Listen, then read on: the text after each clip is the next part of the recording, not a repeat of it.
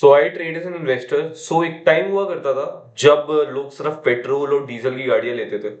But आज का time बहुत ज्यादा शिफ्ट हो रहा है और गवर्नमेंट का भी बहुत ज्यादा बैकिंग हो रही है कि यार अब है ना पेट्रोल और डीजल के जो सेक्टर में गाड़ियां हैं, टू व्हीलर्स हो चाहे फोर व्हीलर्स हो, उनको निकालते हैं। सो जो आज की हमारी वीडियो होने वाली है वो हमारी टू व्हीलर्स के ऊपर होने वाली है कि कौन सी कंपनियां होने वाली है। हम एथर एनर्जी के बारे में बात करने वाले हैं और समझने वाले हैं कि एथर एनर्जी टू व्हीलर सेक्टर में ईवी में कितना अच्छा काम कर रहा है, वो किस तरीके से पैसा कमा रहे हैं, केपेक्स पे क्या काम चल रहा है और आगे वो लोग कैसे पैसा कमाते हैं, और कंपनी में इन्वेस्ट करना सही रहेगा या नहीं रहेगा। हम इसे बहुत फंडामेंटली और टेक्निकली समझने की कोशिश करेंगे। तो पहले फंडामेंटली देखने की कोशिश करते हैं और समझते हैं कि फंडामेंटली ये चार्ट कहां पे है। तो हम एक चीज क्लियरली देखते हैं कि प्राइस एक सिंपल से अप ट्रेंड में and whenever it is taking a dip over 21 EMA, it is always trying to bounce from that level. So currently हम देखते हैं कि जो प्राइस है वो भी 21 ईएमए और 50 ईएमए के बीच में है and price is trying to take a rejection at this lower level. It is just like rocket. जैसे रॉकेट होता है ना, नीचे विक्स होती है और विक्स के बाद वो आग लगाते हैं अपन, वो उड़ने लग जाता है। दैट इज सेम कि नीचे विक है, मार्केट यहाँ पे सस्टेन नहीं कर रहा, यहाँ पे एक स्ट्रॉन्ग सपोर्ट है और मार्केट ऊपर जाने को तैयार हो रहा है। तो ये हमारी बेस्ट पोजीशन है एक बाइंग अपॉर्चुनिटी के लिए, क्योंकि प्राइस 21 और 50 एमए के आसपास है, एक सपोर्ट लेवल है, एक सप्लाई जोन है, एक डिमांड जोन क्रिएट हो रही है यहाँ पे। तो मैं एक छोटा सा स्टॉप लॉस डाल के 100 पॉइंट का और एक आराम से 250 से 300 पॉइंट, 200 पॉइंट तो इजीली। कंपनी की जो फंडामेंटल्स हैं और जो कंपनी की ग्रोथ बुक है, ऑर्डर बुक है, वो भी स्ट्रांग है। गवर्नमेंट की सब्सिडीज और बहुत सारी स्कीम्स भी आ रही है। तो overall I think it's a good strategy, it's a good bet to take trade over here with a stop loss of 100 and 110 points and expecting a target of more than 200 points. तो अब चलते हैं एथर energy के fundamentals पे और समझते हैं कि एथर एनर्जी किस तरीके से प्रॉफिटेबिलिटी और सेल्स को इंक्रीज कर रही है। ये प्रॉफिटेबिलिटी अचीव कर भी नहीं पा रही तो भी ये स्टॉक इतना ज्यादा कैसे हाई वैल्यूएशन पे जाया जा रहा है।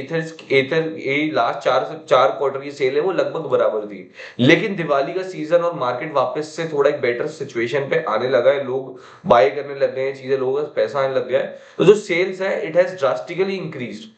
जो लास्ट अगर आप क्वार्टर ऑन क्वार्टर बेसिस पे देखोगे तो ये कम से कम 25% के आसपास इंक्रीज हुआ है, और लास्ट ईयर देखोगे तो it was just 584 crore sale, but 899 crore से 900 करोड़ की सेल इस साल हो चुकी है, which is more than 40 to 50%। अब हम समझने की कोशिश करते हैं कंपनी का मार्जिन कैसा है।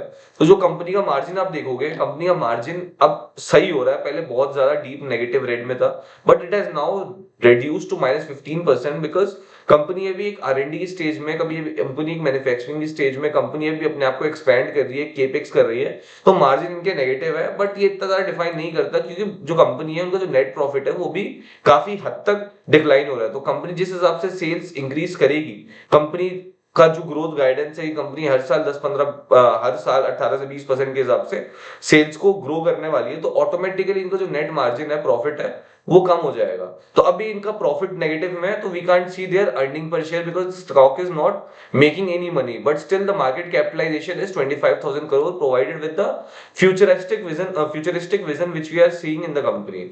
अब हम समझने की कोशिश करते हैं कंपनी कैसे काम कर रही है और कंपनी की आर&डी टेक्नोलॉजी और इनके जो एम्प्लॉयज वो किस तरीके से वर्क कर रहे हैं, यूनिट्स कितने सोल्ड कर रहे हैं, मार्जिन कैसा है।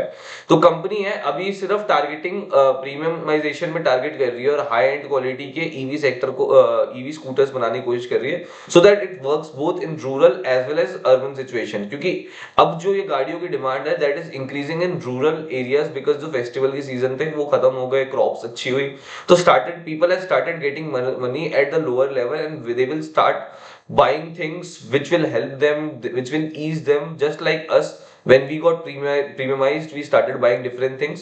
That is same happening to the economy and the people of our country.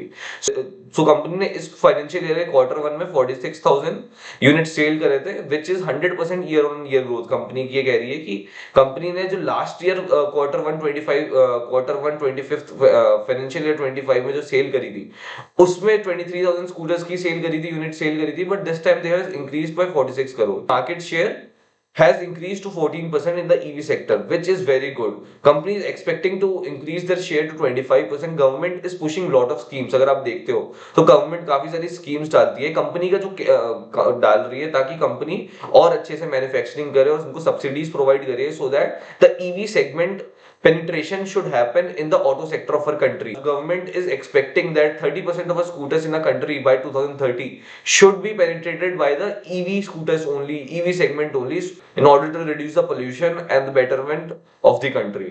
अगर आप मार्जिन ड्राइवर्स देखो, कंपनी को मार्जिन में कौन पुश कर रहा है, तो कंपनी के पास एक्सेसरीज है। कंपनी अपने स्कूटर तो बेचती है, साथ में कुछ एक्सेसरीज बेचती है, जैसे एथर के हेलमेट्स हो गए। और लेकिन कंपनी क्या एक सॉफ्टवेयर प्रोवाइड करती है, जो उनकी स्क्रीन आपको दिखती होगी, उसके अंदर सॉफ्टवेयर है, उसका भी आपको प्रीमियम पे करना पड़ता है हर साल का 1000-1500 से 2000 रुपए। तो that is a recurring income for the company. Company का अगर हम केपेक्स प्लान देखें तो कंपनी इस साल औरंगाबाद छत्रपति संभाजी नगर में एक नया फैक्ट्री डाल रही है, जिसका काम अभी सेकंड क्वार्टर से चालू हो जाएगा। एंड जो कंपनी है उनका कहना ये है, जो मैनेजमेंट है उनका कहना ये है। सो हम पहले चैलेंजेस और रिस्क को भी समझने की कोशिश करते हैं कि स्टॉक में चैलेंजेस क्या है और रिस्क क्या है। तो बेसिकली क्या है, जो चाइना है उन्होंने बहुत सारे रॉ मटेरियल्स को बैन कर दिया एक्सपोर्ट करने के लिए। तो जो इन व्हीकल्स को जैसे सेमीकंडक्टर यूज होता था, चिप्स यूज होती थी मोबाइल फोन्स को, और ऑटो सेक्टर में कार्स वगैरह, इन सब चीजों में हर चीज में यूज होती थी, वैसे ही कुछ रेयर अर्थ मैग्नेट क्राइसिस हो रही है, चाइना ने बंद कर रखा है। तो उसके हिसाब से अगर चाइना का वो प्रोवाइड नहीं करता, तो हमें कहीं और से चीज अरेंज करनी पड़ेगी, विच विल थोड़ा सा वो इनको कॉस्ट एफिशिएंट पड़ेगा, लॉजिस्टिक चार्जेस में इनका डिफरेंस क्रिएट होगा, but that is not a big deal. अगर हम फ्यूचर रोड मैप देखें तो जो कंपनी है R&D में बहुत ज्यादा खर्च कर रही है। मोस्टली 50% जो इनके एम्प्लॉयज है, they are working in R&D in order to get better quality of scooters they are running. और ये जो बेसिकली है, इनका जो टारगेट है वो बिल्कुल मिडिल क्लास, जो एक बेसिक सी नीश होती है जिसमें रूरल और अर्बन दोनों कवर हो जाते हैं, 150 से 180 सीसी के गाड़ी से ज्यादा ये बना नहीं रहे, उस पे ही काम कर रहे हैं। इनका फ्यूचर का प्लान है। अभी इनकी जो प्रेजेंस है वो साउथ इंडिया में ज्यादा है as compare to north India, but they are starting shifting in the north Indian sectors of our country. अगर हम क्लियरली देखते हैं, साउथ इंडिया में ब्रांड प्रोडक्शन बहुत ज्यादा है, बट नॉर्थ इंडिया में अभी नहीं है। एज ऑफ नाउ कंपनी जो कहती, एज ऑफ नाउ कंपनी के कुछ 450 प्लस स्टोर्स हैं, and company says that they are almost rolling over one more new store every day। देख सकते हो जो कंपनी है वो कहती है कि कंपनी ने इस फाइनेंशियल ईयर जो फर्स्ट क्वार्टर है उसमें 95 न्यू स्टोर्स ऐड कर दिए, जो टोटल 446 स्टोर्स के आसपास आ जाता है। इसका मतलब जो कंपनी है उन्होंने इसी साल अलोन 25 से 30% के आसपास एडिशनल स्टोर्स ओपन कर दिए, which is a huge push towards increasing their sales and their profitability. मतलब जो कंपनी ने अभी तक नहीं, लास्ट 10 साल के अंदर जितने स्टोर्स खोले थे उतने ही स्टोर्स, उसके 25 दिन स्टोर अगले 3 महीने के अंदर खोल दिए। तो हम चार्ट भी देख चुके हैं, हम लोग समझ भी चुके हैं कि कंपनी किस तरीके से वर्क कर रही है। अगर आपको वीडियो पसंद आ रहा हो तो प्लीज वीडियो को लाइक करना, सब्सक्राइब करना। Thank you.